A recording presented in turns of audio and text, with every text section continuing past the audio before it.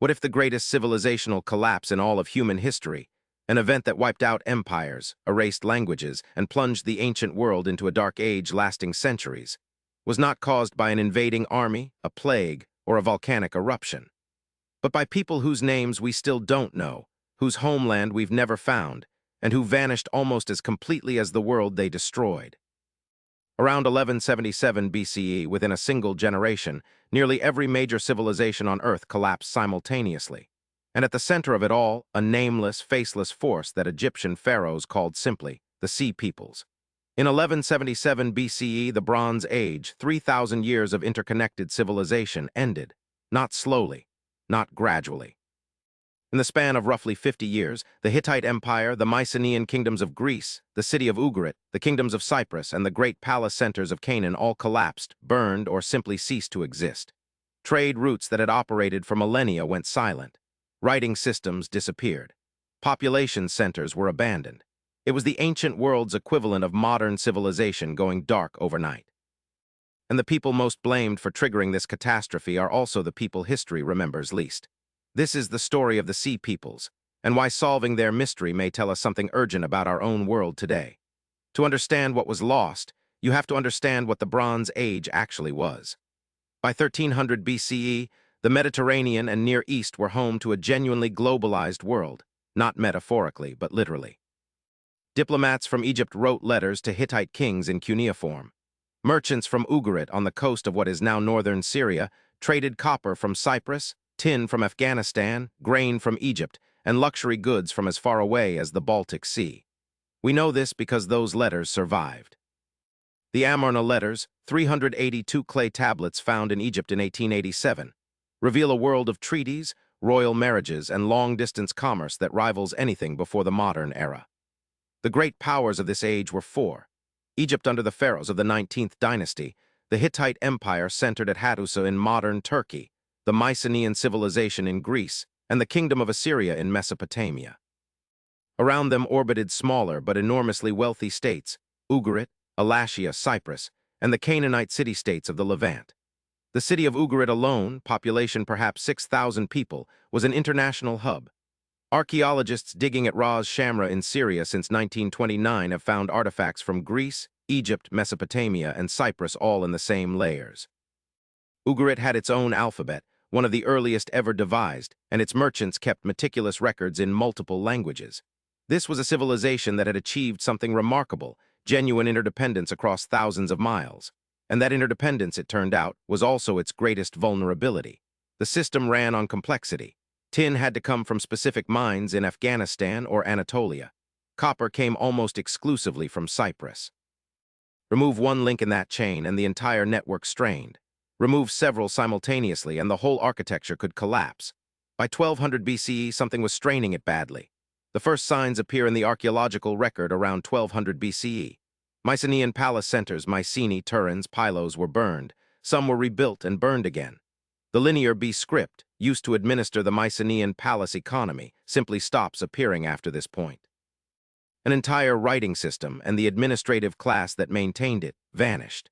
The palace at Pylos on the southwestern coast of Greece was torched around 1180 BCE, and the clay tablets preserved in the fire tell us the scribes knew something was coming. The final records mention coastline watches, emergency troop deployments, and requisitioned rowers. They were preparing for an attack from the sea. In Anatolia, the Hittite capital of Hattusa, one of the great fortified cities of the ancient world, protected by massive walls and double gates carved with stone lions, was abandoned and burned around 1200 BCE. The Hittite royal archives go silent. The last known Hittite king, Suppiluliuma II, leaves records of desperate naval battles off the coast of Cyprus. Then nothing. An empire that had challenged Egypt to a standstill at the Battle of Kadesh in 1274 BCE, that had ruled Anatolia for centuries, simply ceased to exist. Ugarit's end is documented in extraordinary detail because the destruction was so sudden that letters were still in the kiln being fired when the city burned. Those letters, recovered by French archaeologists, are some of the most haunting documents in history. The king of Ugarit writes to the king of Elashia, "The ships of the enemy have been coming. They have been setting fire to my cities and have done very great damage in the country." Another letter from the Hittite viceroy at Carchemish reads, As for what you have written to me, the enemy ships, they have been sighted at sea." The reply from Ugarit never came. The city was burned to the ground around 1185 BCE and never rebuilt. It is in these letters and inscriptions that the Sea Peoples first appear by name, though the Sea Peoples is actually a modern scholarly label, coined by French Egyptologist Gaston Maspero in the 1880s. The Egyptians called them by individual tribal names: the Peliset, the Tejeker, the Shekelesh, the Denian, the Weshesh, the Lucca, the Shurden, each a distinct group, each arriving from somewhere uncertain. Fullest account of the Sea Peoples comes from Pharaoh Ramesses III, who ruled Egypt from 1186 to 1155 BCE. At his mortuary temple at Medinet Habu near modern Luxor, Ramesses had carved into stone the largest single account of the Sea Peoples ever recorded. The inscriptions, still legible today, describe a catastrophe of almost cosmic scale. The foreign countries made a conspiracy in their islands. All at once the lands were removed and scattered in the No land could stand before their arms. The inscription continues to list the devastation. Hatti, the Hittites, destroyed. Arzawa in western Anatolia, destroyed. Alashia, Cyprus, destroyed. Carchemish, destroyed. And then the Sea Peoples encamped in Amurru, the Levant, and pressed toward Egypt itself. Ramesses claims to have defeated them twice, once in a land battle at Jahi in Canaan around 1177 BCE, and once in a massive naval engagement in the Nile Delta. The Medinet Habu reliefs show the battle in vivid carved detail. Egyptian archers standing at the bow of ships, Sea Peoples' vessels overturned, warriors drowning. Ramesses declares total victory. Egypt, alone among the great Bronze Age powers, survived. But here is where the mystery deepens into something genuinely unsolvable with current evidence. Who were these people? Where did they come from? Why did they move? For nearly 150 years of modern scholarship, answers have been proposed and contested. The Peliset are the most tantalizing lead. They are almost universally identified with the biblical Philistines, who appear in Canaan shortly after the Sea Peoples' campaigns. DNA analysis of skeletons from Philistine cemeteries at Ashkelon, published in the journal Nature in 2019, confirmed a significant influx of people with European genetic ancestry, specifically from southern Europe, arriving around 1200 BCE. The Peliset may have come from the Aegean world, possibly even from collapsing Mycenaean communities. The Shurden, who appear in Egyptian records earlier as mercenary soldiers and pirates as far back as the reign of Ramesses II, have been linked to Sardinia, the island's name possibly deriving from theirs, and Bronze Age Sardinian artifacts share stylistic similarities with objects depicted in Medinet Habu. The Shekelesh may connect to Sicily, the Denian to the Danons, Homer's name for the Greeks, or possibly to a people in southern Anatolia. But the evidence is circumstantial, the linguistics uncertain, and the archaeology fragmentary. We are naming shadows. The more pressing historical question is why they moved. Were they conquerors seeking empire, climate refugees fleeing catastrophic drought, displaced people whose own homelands had already collapsed? Historian Eric Klein, in his landmark 2014 study 1177 BC, the year civilization collapsed, argues for something more sobering than a single cause. A system's collapse, where multiple simultaneous stressors, drought, earthquakes along a major fault line, internal rebellions, disrupted trade, and yes, migrations and raids, overwhelmed the Bronze Age world's capacity to recover. Paleoclimatology supports part of this. A 2012 study published in the Journal of Archaeological Science analyzed pollen records from the Sea of Galilee and found a pronounced drought beginning around 1200 BCE and lasting for over a century across the eastern Mediterranean. Crops failed. Granaries emptied, people moved, and when desperate, mobile populations meet weakened, famine-stricken states, the results are rarely peaceful. The Sea Peoples may not have been a single, organized army marching under a banner. They may have been something far more complex and far more human, a great migration of people with nowhere left to go, absorbing other displaced groups as they moved, attacking where they could feed themselves, settling where they found opportunity.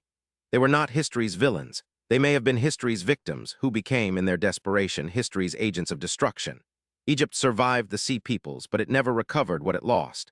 After Ramesses III, Egypt entered a long twilight. The 20th dynasty that followed was defined by strikes among royal tomb workers, the first documented labor strikes in recorded history, circa 1170 BCE, political assassination, and a slow erosion of pharaonic power. By 1069 BCE, the new kingdom was over. The empire that had stood for over a millennium fractured, never to fully reunite as a single power. The consequences of the Bronze Age collapse rippled outward for centuries. Greece entered what scholars call the Greek Dark Ages, roughly 1100 to 800 BCE, a period of reduced population, abandoned settlements, lost literacy, and diminished trade. The very concept of writing disappeared from Greece for roughly 400 years. When it returned, the Greeks used an entirely new alphabet, borrowed, ironically, from the Phoenicians, who were among the few Levantan cultures to survive and adapt. The Philistines, likely descended from the Peliset, established a powerful confederation of city-states along the southern Canaan coast: Gaza, Ashkelon, Ashdod, Ekron, and Gath. These cities appear repeatedly in the Hebrew Bible as the great rivals of the early Israelites. The story of David and Goliath, set roughly in the 11th century BCE, is a story about conflict with the inheritors of the Sea Peoples. In Anatolia, the collapse of the Hittites left a power vacuum that eventually drew in Neo-Assyrian expansion, then Persian, then Macedonian, a chain of consequences that leads, in some sense, directly to Alexander the Great and the Hellenistic world. The Bronze Age collapse is arguably the reason the ancient Mediterranean world that emerged after it, Phoenician, Greek, Hebrew, early Roman, looked the way it did. The old palace economies, with their centralized redistribution of resources, were swept away. What replaced them were more decentralized, mercantile cultures built on alphabetic writing, coined money, and individual trade. The Sea Peoples did not build this new world, but they, and the collapse they both caused and embodied, cleared the ground for it. And here is what makes the mystery not merely academic. The Bronze Age system that collapsed in 1177 BCE was, by every measure scholars apply, resilient. It had survived famines before, invasions before, internal revolts before. What it could not survive was all of those things at once, amplified by its own complexity and interconnection. We live in a world more interconnected than any that has come before it. Supply chains that span continents. Energy systems dependent on stable international relations. Food networks sensitive to drought on the other side of the world. The Bronze Age world looked at its own complexity as a strength. It was, in the end, also its greatest fragility. The Sea Peoples are still unidentified. Their homeland is still debated. Their motives are still uncertain. But the world they found and the world they helped end feels, in its essentials, disturbingly familiar. History's greatest mysteries don't always end with a solved answer. Sometimes they end with a better question. If you want to keep uncovering the civilizations, empires, and events that history's textbooks quietly buried, subscribe. Every week, we dig into a story that the mainstream timeline left out. And hit the notification bell because the next one is already almost too strange to believe. Around 1177 BCE, a scribe in the city of Ugarit fired a clay tablet carrying a desperate message about ships sighted at sea. He never got a reply. His city burned. His language was forgotten. His world ended, but the tablet survived. Archaeologists found it in 1929, still waiting in the ruins. And we can read it today because 3,000 years later, someone looked at a piece of fired clay and decided it was worth understanding. That is what history is, not the record of what powerful people decided, not the monuments the winners built to themselves. It is the sum of every fired tablet, every carved wall, every fragment of bone and grain of pollen and trace of bronze that refuses to be completely erased. The Sea Peoples left almost no records of their own. They are known only through the eyes of their enemies and the silence they left behind. But that silence is itself a kind of testimony to how quickly a world can end and how long the consequences last. The past is never as settled as we think, and it is never as far away. SEOTAGS, Sea Peoples, Bronze Age collapse, ancient history, forgotten empire, historical mystery, lost civilization, archaeology, 1177 BC, ancient Egypt, Hittite empire, Mycenaean collapse, ancient mysteries, Ramesses II, Medinet Habu, Dark Ages description. In 1177 BCE, the Bronze Age world ended. The Hittite Empire, the Mycenaean kingdoms of Greece, the city of Ugarit, and dozens of other civilizations collapsed within a single generation. And at the center of the catastrophe stands one of history's most enduring mysteries, the Sea Peoples. Who were they? Where did they come from? And how did a group whose very name is a modern invention nearly destroy every major civilization on Earth simultaneously? In this video, we trace the full story of the Bronze Age collapse, from the globalized world of 1300 BCE, through the desperate letters of Ugarit's final days, to the battle reliefs of Pharaoh Ramesses III at Medinet Habu, and into the centuries of darkness that followed. We examine the latest archaeological and genetic evidence, including the 2019 Nature study on Philistine DNA and the system's collapse theory that may explain how the ancient world's greatest strength became its fatal weakness. This is not just ancient history. It is a warning. Timestamps 0000, Hook 00, Introduction 0100, The Bronze Age World 0300, The Collapse begins 0600, Ramesses III and the Sea Peoples 0900, Who were they? The Evidence 1200, Legacy and What It Means Today 1300, Subscribe and Outro Ancient History. Forgotten Empire Historical Mystery, Lost Civilization Archaeology.